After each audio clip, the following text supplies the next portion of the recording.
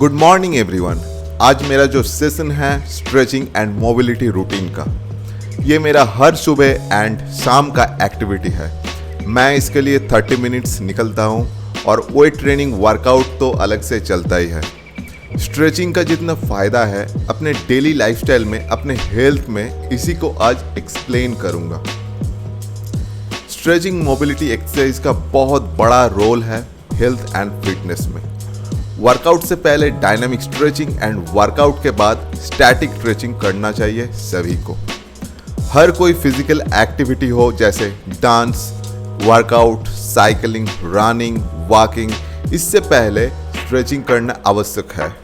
Warm up stretching को skip करके अगर कोई हेवी वर्कआउट शुरू करे तो इंजरी होने का चांस रहता है।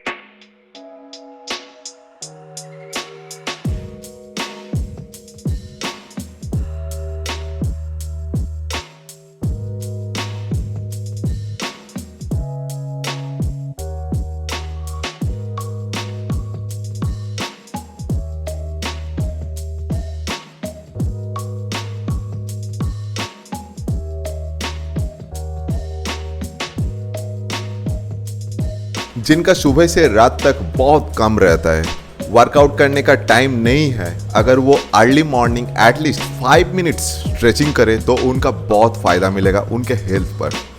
बॉडी को बहुत फिट महसूस करेंगे, दिन भर का थकान कम हो जाएगा। ये सिर्फ एक फिजिकल एक्टिविटी नहीं है, मेडिटेशन भी है। सुबह से जिनका स्ट्रगल शुरू होता है, घर से तैयार होकर निकलना, बस में धक्के खाकर ऑफिस पहुंचना, 9 to 8 office desk job, computer में घंटे तक काम करना, फ्रोजन शोल्डर, स्पॉन्डिलाइटिस जैसा प्रॉब्लम आज का हर एक ऑफिस जाने वाले का प्रॉब्लम है। Neck pain, lower back pain, shoulder pain या फिर हेडेक, ये सब होता है फिजिकल एक्टिविटी ना होने के वजह से। और एक लंबे समय से एक जगह में बैठकर अपने काम करते करते अपने बॉडी का पोस्चर खराब हो जाता है। ऐसे ही इसको कंटिन्यू होने से बॉडी का जॉइंट्स, मसल्स में स्टिफनेस आ जाता है। दिन भर काम का स्ट्रेस बहुत होता है मगर फिजिकल एक्टिविटी जीरो।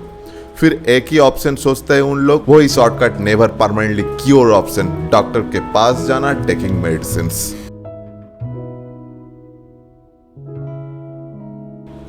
ये सब प्रॉब्लम आप खुद ठीक करोगे, डॉक्टर नहीं। अगर आप हर दिन at least 15 minutes stretching, mobility, yoga, exercise में देते तो आपको ऐसे प्रॉब्लम में गुजरने नहीं पड़ता। कभी डॉक्टर्स या मेडिसिन पर डिपेंडेंट नहीं होना पड़ता। ये 15 मिनट्स सभी के पास होता है मॉर्निंग में। बात यही है कि आपका प्रायोरिटी कौन सा है। आप अगर अपने हेल्थ को थोड़ा प्रायोरिटी दे तो आपके पास एक्सरसाइज का इनफ टाइम मिलेगा। नहीं तो आप बहुत बिजी इंसान हो, आपको एक्सरसाइज करने का टाइम ही नहीं मिलता है। All the very best for living your future health to doctor and medicine and get lost yourself, genuinely speaking.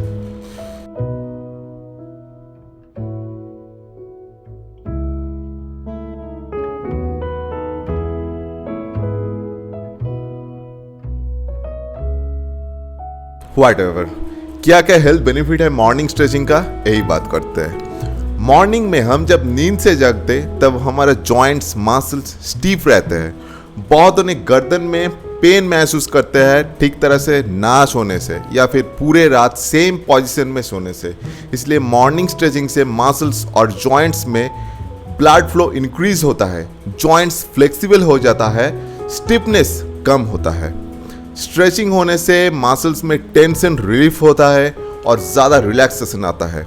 Overall stress कम हो जाता है। आपका दिन का शुरुआत ऐसे ही होना चाहिए। आपके पूरे दिन का जितना स्ट्रगल होता है उसका वार्म अप मॉर्निंग स्ट्रेचिंग से ही शुरू होना चाहिए। इधर उधर मुड़ने से या घूमने से जॉइंट्स में अगर चोट लगे तो आपके लिए रेगुलर स्ट्रेचिंग ज़रूरी है। Back pain, knee pain, glutes pain, neck pain, elbow pain आज के डेट में हर किसी का प्रॉब्लम है, क्योंकि आज का इंसान ज़्यादातर फिजिकल एक्टिविटी को अवॉइड करते हैं। इन सब का एक ही सॉल्यूशन है, stretching, workout, proper nutrition and rest. Doctors या मेडिसिन में आप इनका सॉल्यूशन ढूंढते हैं। डॉक्टर्स जो मेडिसिन प्रिस्क्राइब करते हैं जिनसे आपका पेन कम होता है, ज़्यादातर वो होता है पेन किलर। जिसका बहुत सारे साइड इफेक्ट्स रहते हैं और परमानेंट क्योर कभी नहीं होता।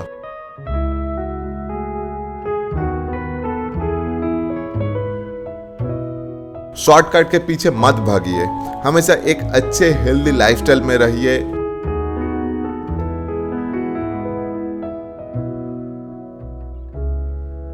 लाइफ लॉन्ग एक अच्छे हेल्दी लाइफ अचीव कर सकते हैं बिना कोई पेन लेकर, बिना कोई स्ट्रेस लेकर, बिना कोई मेडिसिन लेकर, बिना कोई डॉक्टर्स के ऊपर डिपेंडेंट होकर। अर्ली मॉर्निंग में एनवायरनमेंट शांत रहता है, आपका माइंड फ्रेश, भरपूर एनर्जी, इसको यूटिलाइज करना है आपको पूरे दिन का पॉजिटिविटी के लिए और ज्यादा स्ट्रांग होना है फिजिकली एंड मेंटली। इसलिए स्ट्रेचिंग, एक्सरसाइज, योगा, मेडिटेशन से आपका हर दिन शुरुआत होना चाहिए।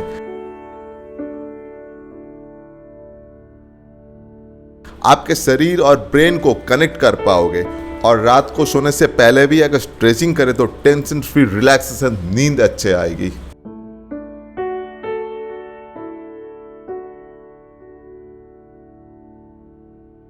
सुबह उठने के बाद जिनको जॉइंट्स में पेन आता है वो कम होता जाएगा।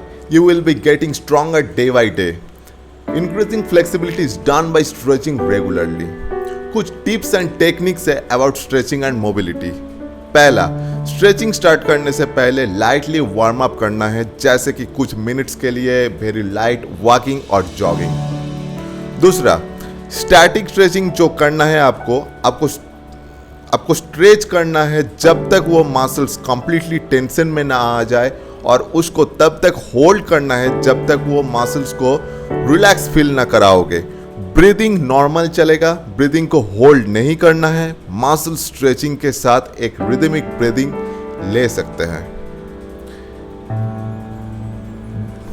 तीसरा, डायनामिक स्ट्रेचिंग में स्टार्ट करें स्लोली और ग्रेजुअली इंक्रीज करना है रेंज ऑफ मोशन को।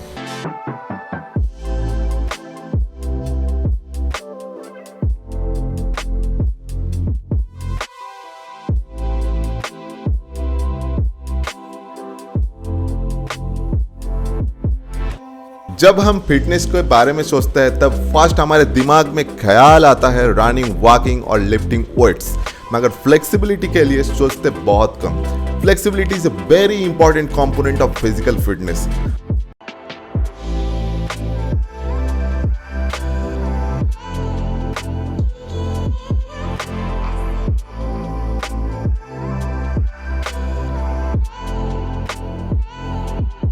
हमारे मसल्स रबर बैंड के जैसा है, जैसे छोटा और टाइट रबर बैंड जिसको हल्के से खींचे और वो टूट जाएगा। अगर उस मसल और ज्यादा लंबा और उसमें ज्यादा इलास्टिसिटी हो तो ज्यादा खींचा जा सकता है और उतना आसानी से टूटेगा भी नहीं।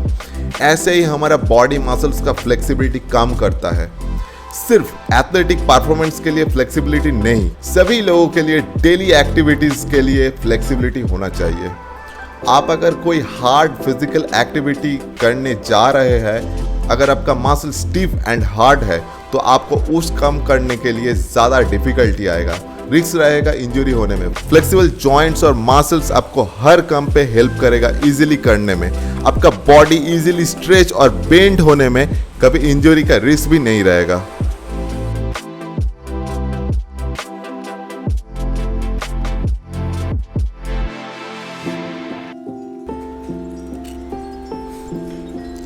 मेरा एक पर्सनल एक्सपीरियंस शेयर कर रहा हूँ। साल था 2017, तब मेरा प्रोफेशनल बॉडी बिल्डिंग स्टार्ट हो गया था। उससे 3 साल पहले डिस्ट्रिक्ट स्टेट कंपटीशन में भाग लेता था और पोजीशन भी फर्स्ट या सेकंड भी आता था। बहुत ज़्यादा एक्साइटेड और खुश था।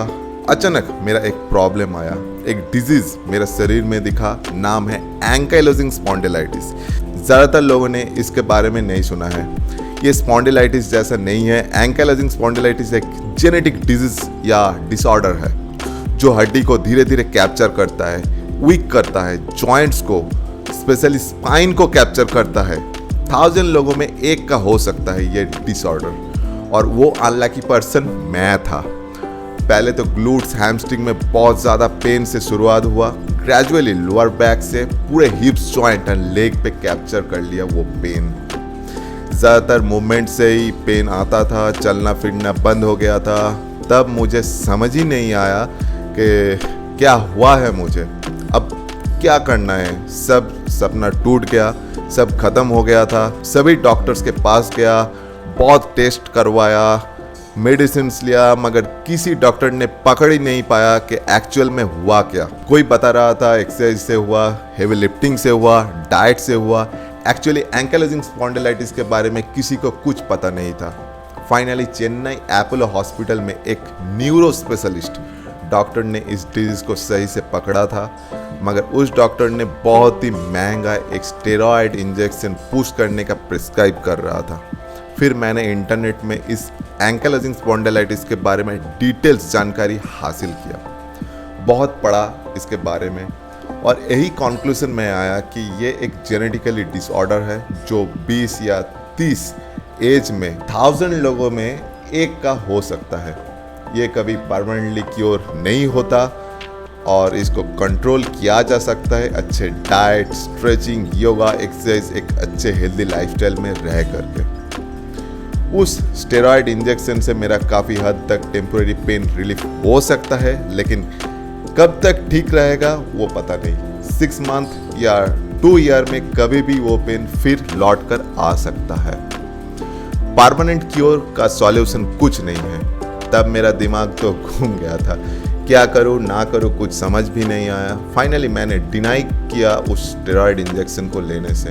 तभी डॉक्टर ने मेरे साथ बार्गेनिंग में आ गया, बहुत समझाया। 40,000 का जो इंजेक्शन था वो 10,000 में डील कर लिया था, मगर मेरा एक ही आंसर था, मुझे नहीं लेना है। फिर मैं वहाँ से चला आया। 1 साल निकल गया था एक्चुअल में क्या हुआ ये जानने में और डॉक्टर्स का चेम्बर टू चेम्बर घूमने में। खर्चा तो बहुत हुआ। उसके बाद और किसी डॉक्टर के पास नहीं गया। मान लिया कि ये मेरा बॉडी बिल्डिंग करियर ख़त्म हो गया और कभी भी स्टेज में कॉम्पीट नहीं कर पाऊंगा। सब कुछ लाइफ से छूट गया। लाइफ में और ज़्यादा प्रॉब्लम क्रिएट हुआ।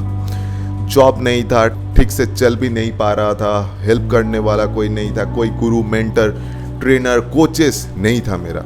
It's a long story and that was my sad moment. और भी बहुत कुछ हुआ था जो मैंने नहीं बताना चाहता। उसके बाद समय निकलते गया। बॉडी बिल्डिंग फिटनेस था मेरा पैशन। ट्राई करना नहीं छोड़ा, बहुत स्टडी किया, थोड़ा बहुत एक्सपीरियंस था फिटनेस के बारे में। Actual diet, nutrition, yoga, meditation के बारे में बहुत पढ़ा, अप्लाई किया खुद के ऊपर। हर दिन 3 या 4 टाइम स्ट्रेचिंग, योगा, मेडिटेशन करता था। हर टाइम एक अच्छे डाइट में रहता था। मेरा लाइफस्टाइल पहले से डिसिप्लिन में था, मगर कभी किसी से कुछ अच्छे गाइडेंस नहीं मिलने से एक्चुअल कौन सा सही है ये नहीं जानता था। इसके बाद बहुत कुछ जानने को मिला और ज़्यादा डिसिप्लिन में लाया मेरा लाइफस्टाइल। थोड़ा बहुत वेट लिफ्टिंग भी स्टार्ट किया घर पे प्रिकॉशन लेकर। ग्रेजुअली 4 साल बाद अचानक मेरा एंकलाइजिंग स्पॉन्डिलाइटिस परमानेंटली क्योर हो गया। आई कंप्लीटली शॉक्ड कि हर कहीं लिखा है कि ये जो डिसऑर्डर है वो कभी क्योर नहीं हो सकता, कंट्रोल किया जा सकता है, but I conquer the chronic disorder completely. मेरा पहला जैसा लाइफ मुझे गिफ्ट में मिला, मगर बहुत कुछ सीखने को मिला इस 5 साल में। बहुत कुछ अचीव किया इन दिनों में। इस एंकलाइजिंग स्पॉन्डिलाइटिस मेरा माइलस्टोन है।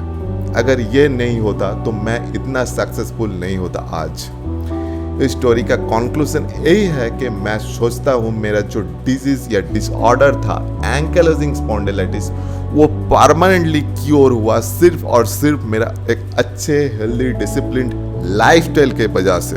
हर दिन 3 to 4 times stretching, yoga, meditation करने से और अच्छे डाइट, न्यूट्रिशन देने से। स्ट्रेचिंग, मोबिलिटी, योगा मेरा लाइफ चेंज किया। ऐसे इतना इम्पोर्टेंट है हर किसी के लिए।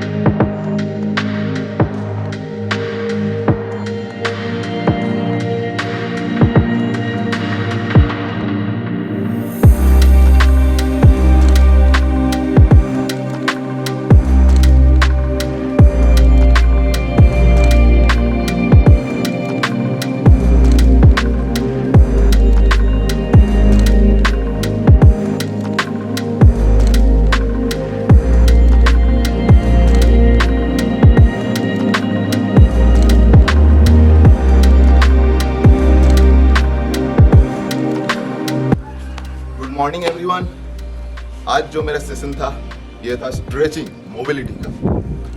हर मॉर्निंग पे सभी को करना चाहिए ये स्ट्रेचिंग मोबिलिटी का एक्सरसाइज। जो लोग एक्सरसाइज करते हैं, वेट ट्रेनिंग करते हैं, कुछ भी करते हैं, एक्टिविटी है, ये मॉर्निंग पे अच्छा होता है। अगर टाइम नहीं हो सकता मॉर्निंग पे, शाम को भी कर सकते हैं, लेकिन स्ट्रेचिंग मोबिलिटी का एक्सरसाइज हर दिन सबको चाहिए, बच्चे से बूढ़े तक। तो ज़रूर कीजिए जिस तरह मैंने दिखाया एकदम पहले से। हर स्ट्रेचिंग को फॉलो करिए। आपका ओवरऑल बॉडी पार्ट्स का, मसल ग्रुप का, जॉइंट का फ्लेक्सिबिलिटी, मोबिलिटी हर तरह से हो रहा है और आपका बॉडी के लिए, होल बॉडी के लिए, हेल्थ के लिए बहुत ही अच्छे है। आपका न्यूट्रिशन ठीक होना चाहिए, आपका एक्सरसाइज ठीक रहना चाहिए, आपका ओवरऑल लाइफस्टाइल हेल्दी रहना चाहिए और उसके साथ साथ स्ट्रेचिंग भी करना चाहिए। ठीक है, जो लोग ऑफिस में बहुत देर तक काम करते हैं उसके लिए स्ट्रेचिंग मस्ट, क्योंकि ज़्यादातर लोग जो घंटे तक डेस्क में कंप्यूटर जॉब कर रहे हैं उसका शोल्डर, फ्रोजन शोल्डर हो जाता है। फ्रोजन शोल्डर घर घर का प्रॉब्लम है, इसलिए मैं कहता हूँ हर दिन मॉर्निंग पे ये स्ट्रेचिंग, योगा, मोबिलिटी का एक्सरसाइज करना चाहिए हर किसी को। आज का मेरा जो सेशन है यही ख़त्म होता है। 20 मिनट या 30 मिनट तक ये स्ट्रेचिंग, योगा आपको करना चाहिए। आपको अगर अच्छा लगा ये एक्सरसाइज तो ज़रूर एक लाइक देना, चैनल को सब्सक्राइब रखना। Thank you.